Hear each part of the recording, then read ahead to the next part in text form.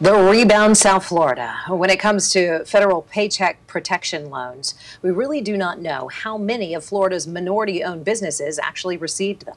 The limited data available suggests a disparity, but experts say we'd have a better idea if officials asked one simple question: what's your race?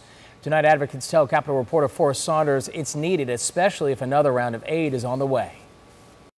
Recently, we showed you a big disparity among Florida businesses getting PPP loans. Records showing most of the state's $32 billion going to whites, about 67%. Black owners only securing around 4%, frustrating for minority business advocates. It's important that Black businesses are supported if we're going to build generational wealth. LOUISSAINT heads Florida State Minority Supplier Development Council, worried too many minorities were left out.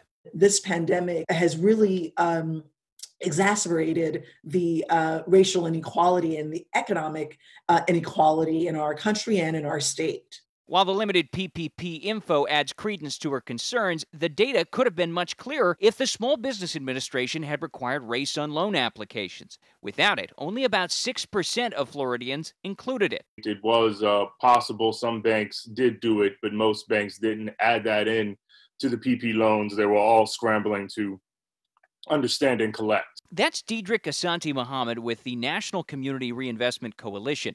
The nonprofit recently called the PPP data mostly worthless due to its lack of demographic info. We're not able to see if this is an effective response for particular communities. DEDRICK says having a race question would have given researchers a better idea of which businesses were hit the hardest and increased accountability, ensuring minority owners secured loans equitably. Worse than it being frustrating is it could be fatal. We don't have a clear analysis of how well we're serving them, and we have to kind of start from scratch to get a better understanding. By the time we figure this out, small businesses usually can't close for more than a few months before these closures become permanent. The SBA has acknowledged on its website about 75% of borrowers nationally didn't list race. In a statement, officials say they're working to collect more demographic info, but didn't say exactly how. We asked officials why they didn't include the race question and whether they would in any future aid programs. In response, we got this, which is the exact same statement you can find online, saying that they're working on gathering that demographic data. That's the latest out here at the Capitol. I'm Forrest Saunders reporting.